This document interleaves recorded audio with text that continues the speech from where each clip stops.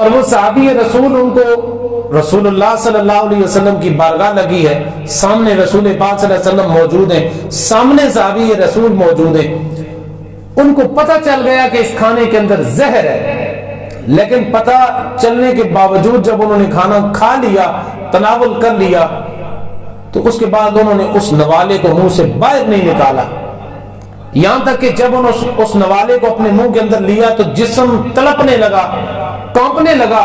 اللہ کے رسول صلی اللہ علیہ وسلم نے فرمایا میرے غلام، اگر تو چاہتا تو اس نوالے کو باہر نکال لیتا، جب تجھے علم ہو چکا تھا کہ اس کے اندر زہر ہے تو باہر کیوں نہ نکالا؟ وہ صحابی رسول عرض کرنے لگے یا رسول اللہ صلی اللہ علیہ وسلم، میں نے سوچا کہ آپ کے سامنے اس منہ سے اس نوالے کو باہر نکالوں گا، آپ کو ناگواری گزرے گی، آپ کی بارگاہ کا ادب اس کے اندر خلل پڑ جائے گا، آپ کی اس ناپسندیدگی کی وجہ سے، ناگواری کی وجہ سے یا رسول اللہ جان تو چلی جائے لیکن آپ کے سامنے ادب کے اندر کمی نہ ہو۔ ادب کا عالم ذرا دیکھیں کہ رسول اللہ صلی اللہ علیہ وسلم کی بارگاہ میں جان جاتی ہے تو چلی جائے لیکن ادب مصطفیٰ کے اندر کمی نہ آنے پائے۔ ابا ذی وقار حضرت ثابت بن قیس رضی اللہ تعالیٰ عنہ میں کس محبت سے، کس عقیدت سے وہ ادب کے دکھڑے کو بیان کروں۔ جب یہ آیہ کریمہ نازل ہوئی کہ رسول اللہ صلی اللہ علیہ وسلم کی بارگاہ میں اونچی آواز نہ کیا کرو، اونچی آواز ہوئی تو اعمال ضائع ہو جائیں گے، تمہیں خبر ہی نہیں ہوگی۔ اب کچھ صحابہ کرام ایسے تھے کہ جن کی آوازیں ذرا اونچی تھی، کچھ لوگوں کی لہجے کے اندر، آواز کے اندر قدرتی طور پہ اونچی آواز ہوتی ہے، بولتے ہیں تو آواز بلند آواز نکلتی ہے، یہ ان کی غلطی نہیں، قدرتی طور پہ لہجے کے اندر ایسی اونچی آواز ہوتی ہے۔ حضرت ثابت بن قیس بھی انہی میں سے ایک تھے، وہ ڈرنے لگے، خوف زدہ ہو گئے، شاید یہ آیہ کریمہ میری وجہ سے نازل ہوئی، شاید اس آیہ کریمہ کے نازل ہونے کی وجہ میں ہوں، میری آواز شاید اللہ تعالیٰ کو ناپسند ہوئی اور اللہ تعالیٰ نے عرش سے آیہ کریمہ نازل کر دی۔ بڑے پریشان ہوئے، مسجد نبوی میں 3 دن تک واپس رسول اللہ صلی اللہ علیہ وسلم کی بارگاہ میں نہ آئے۔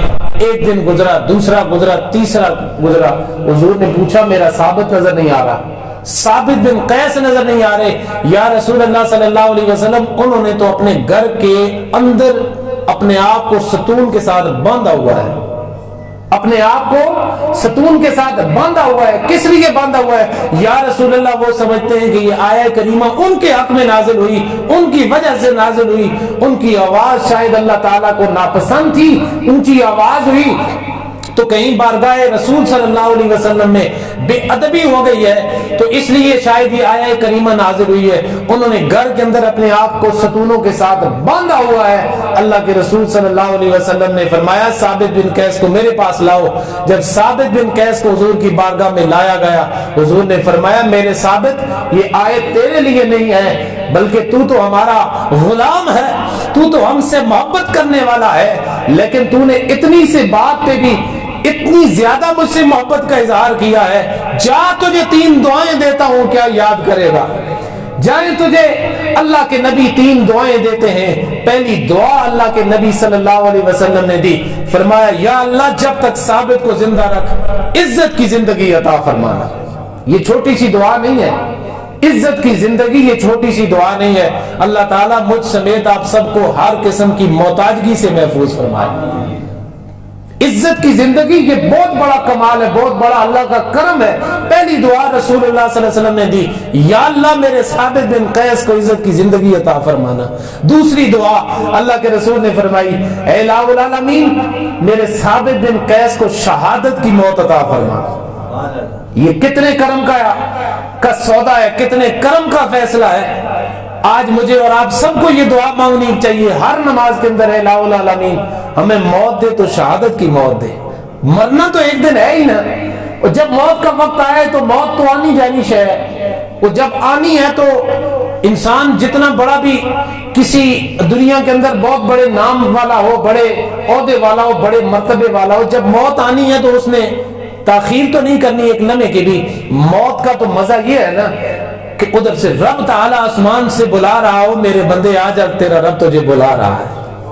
وہ کرم کی موت تو یہ ہے، تو دعا کرنی چاہیے اللہم ارزقنا شہادتاً، फी सबीलिका, ऐ इलाहुल आलमीन हमें अपने रास्ते के अंदर शहादत की मौत अता फरमा।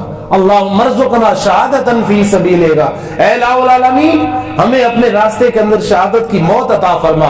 दूसरी दुआ हमें जो बताई गई है, फरमाया कि अल्लाहुम्मा जअल मौतन फी बलद रसूलिका, या अल्लाह मौत दे तो शहादत वाली मौत दे, और मौत दे तो अपने रसूल के शहर में मौत अता फरमा। मौत तो आनी है, न जाने किस जंगल के अंदर मौत होगी, न जाने किस गली के अंदर मौत होगी, किस एक्सीडेंट के अंदर मौत होगी। मौत का मजा तो ये है ना, सामने गुंबद खजरा की जालियां हो और सामने गुलाम का जनाजा पड़ा हुआ हो। अल्लाहुम्मा अल मौतन फी बलद रसूलिका इलाहुल आलमीन, मौत दे तो मदीने की मौत दे। ये दुआ हमें मांगनी चाहिए। तो साबित बिन कैस को अल्लाह ताला के रसूल ने 3 दुआएं दी। पहली, या अल्लाह इसको इज्जत की जिंदगी अता फरमा। दूसरी, फरमाया इलाहुल आलमीन मेरे साबित बिन कैस को शहादत की मौत अता फरमा। और तीसरी दुआ, या अल्लाह कयामत के दिन मेरे साबित बिन कैस को बिला हिसाब किताब जन्नत के अंदर दाखिल फरमा। ये दुआएं क्यों मिलेगी?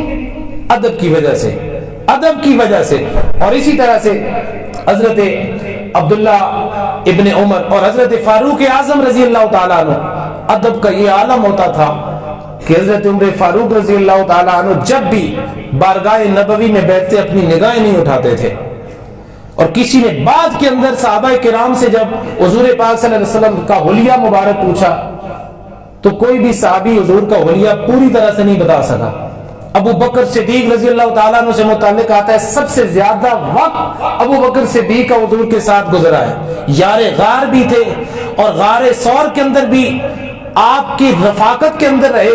फिर हिजरत का सारा सफर अपने कंधों के ऊपर उठा के अल्लाह के रसूल को कराने वाले अबू बकर सिद्दीक हैं। लेकिन किसी ने पूछा, सिद्दीक ये बताओ रसूलुल्लाह सल्लल्लाहु अलैहि वसल्लम का हुलिया कैसा था, चेहरा कैसा था, रुखे व दुहा कैसा था, आप सल्लल्लाहु अलैहि वसल्लम की नाक मुबारक कैसी थी, आप सल्लल्लाहु अलैहि वसल्लम के रुखसार मुबारक कितने थे। कोई भी सहाबी हुजूर पाक सल्लल्लाहु अलैहि वसल्लम का मुकम्मल हुलिया नहीं बता सका। बाद में किसी ने अबू बकर सिद्दीक रजी अल्लाह ताला अन्हु से पूछा कि है सिद्दीक, आपने हुलिया पूरी तरह से बताया नहीं, समझाया नहीं। अर्ज करने लगे, हमने रसूलुल्लाह सल्लल्लाहु अलैहि वसल्लम को कभी आंख भरकर देखा ही नहीं।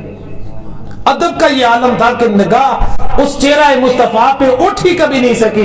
हम तो जब भी बारगाह मुस्तफा में खड़े होते थे, हाथ झुके होते थे, निगाहें हमारी जमीन पे होती थी। हमने तो चेहरा मुस्तफा को देखने की जुर्रत कभी की नहीं है। अदब का ये आलम है।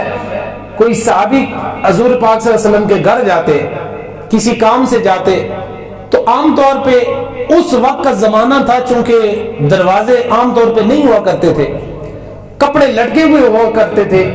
तो अब कपड़े लटके हुए हुआ करते थे या पर्दा लटका हुआ होता था, तो बाहर से आवाज देकर अंदर वाले बंदे को बुलाया जाता।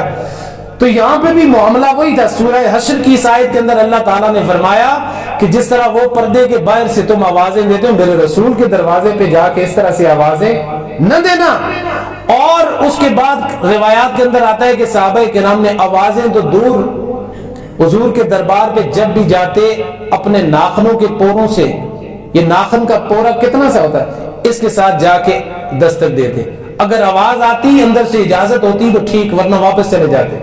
ये अदब का आलम था। तो मैं अर्ज कर रहा था कि हजरत उमर फारूक रजी अल्लाह ताला अन्हु, उन्होंने कुर्ता पहना हुआ था, दौरे से